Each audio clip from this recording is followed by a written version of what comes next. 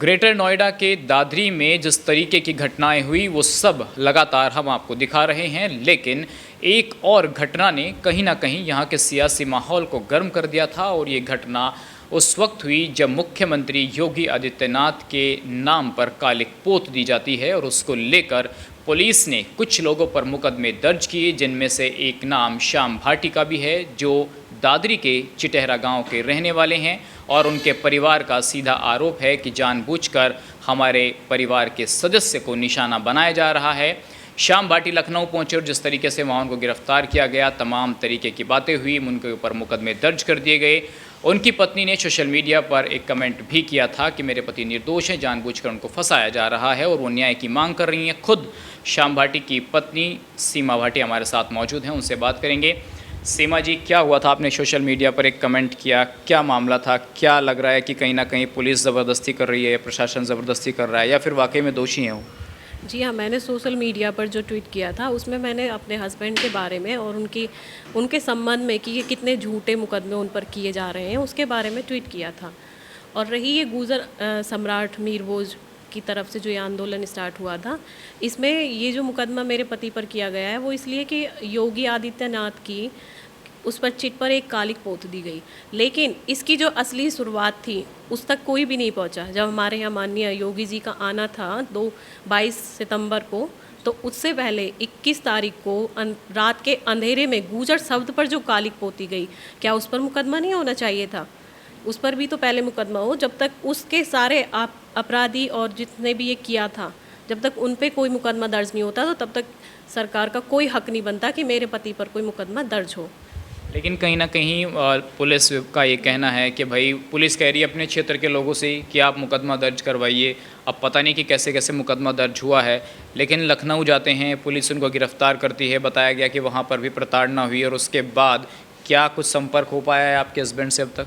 जी नहीं, अभी तक मेरा तो कोई उनसे संपर्क नहीं हुआ है। जैसा कि मैंने भी न्यूज़ में ही देखा था कि लखनऊ जाते हुए मेरे हस्बैंड को गिरफ्तार किया गया, और कुछ ही देर बाद ये खबर भी आती है कि मेरे हस्बैंड फ़रार हो गए। तो जब ये प्रशासन इतना स्ट्रिक्ट और इतना कड़क होते हुए भी क्या ऐसा हो सकता है कि मेरे हस्बैंड उनसे फ़रार हो गए? या तो हमें गुमराह किया जा रहा है या फिर कुछ और इनकी। और एक्चुअली मुझे तो सबसे ज़्यादा ये लगता है कि ये जो भाजपा के कुछ चंद नेता हैं, ये आपसी रंजिश मेरे हस्बैंड से लेना चाहते हैं। ये कोई ऐसी, ना तो उन पर ऐसी कोई धारा लगी हुई है जिससे कि पुलिस उनका ऐसे पीछा करे। ये सारा जो भी है, भाजपा के कुछ बड़े नेता हैं जो अपनी ईर्ष्या का शिकार बनाना चाह रहे हैं मेरे हस्बैंड को।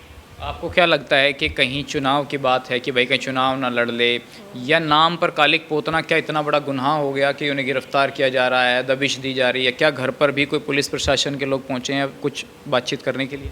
जी, पहले तो ये जो कालिक पोती गई है, इसको अपराध तो मैं तब मानती कि जब 21 तारीख में जो कालिक पोती गई थी, जब उस पर कोई रिएक्ट या कोई अपराध या क्राइम मुकदमा दर्ज नहीं हुआ, ना ही उनको ढूंढा गया है, तो इस बार कैसे अपराध हो सकता है? मैं इसे कोई अपराध नहीं मानती। और अगर ये अपराध मानते हैं इसे, तो फिर पहले उन्हें ढूंढा जाए और तब मेरे हस्बैंड पे कोई कार्रवाई हो। एक बात आपने ये भी कही थी कि भाई गुजर शब्द जिस दिन सीएम साहब को आना था, उन्होंने कालिक पोती उस पर, लेकिन उन पर कोई मुकदमा नहीं, शायद आपने कही। और जिन्होंने अब दोबारा मुख्यमंत्री जी के नाम पर कालिक पोत दी है, उन पर मुकदमा लिखा जा रहा है। तो क्या आप ये चाहते हैं कि दोनों पर मुकदमा हो? अगर गलती पहले वालों ने की है तो फिर तो आपके पति भी दोषी होंगे अगर उन्होंने काम किया है। अगर गलती की है, ये मैं मानती हूँ। अगर शासन और प्रशासन इसे गलती मानता है तो उस पहले वाली गलती को क्यों इग्नोर कर दिया? अगर ये गलती है, इसको मैं मानती हूँ बिल्कुल। अगर ये गलती है तो पहले उस गलती को सुलझाओ, तब मेरे हस्बैंड के पास आना। आपको लगता है कि वाकई में जो गुजर शब्द हटाया गया, उसके बाद स्टिकर से गुजर शब्द दोबारा लगा दिया गया, फिर उसको गंगा जल से नहलाया गया उस तस्वीर को, मूर्ति को, तो क्या ये भी एक कहीं ना कहीं सियासत चल रही है, इसके पीछे पॉलिटिक्स हो रही है कुछ? नहीं, हाँ, पॉलिटिक्स तो देखो सबके पीछे चलती है।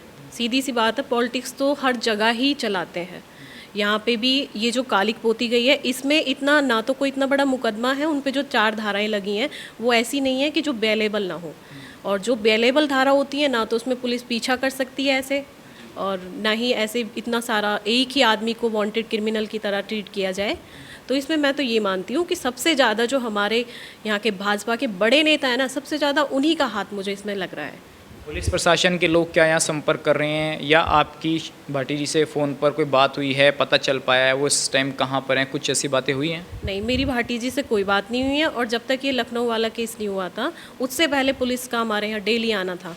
डेली रात में आए थे और मैंने उन्हें बताया भी कि मैं एक एडवोकेट हूँ और मैं भी जानती हूँ क्या धारा है और क्या आप लगा रहे हो।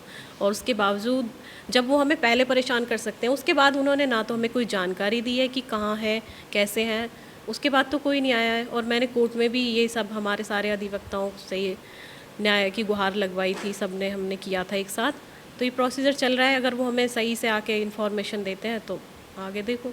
अब क्या लग रहा है कि अगर न्याय नहीं मिला या मुकदमे दर्ज होते रहे या गिरफ्तारी होती है श्याम भाटी जी की, तो क्या रहेगा अब आप लोगों का प्लान आगे?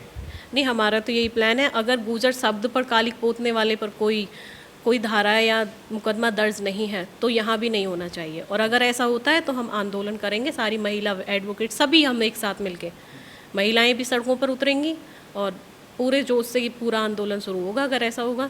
क्योंकि न्याय तो सबके लिए एक है, अगर ऐसा है तो फिर पहले उसको भी कर देखो।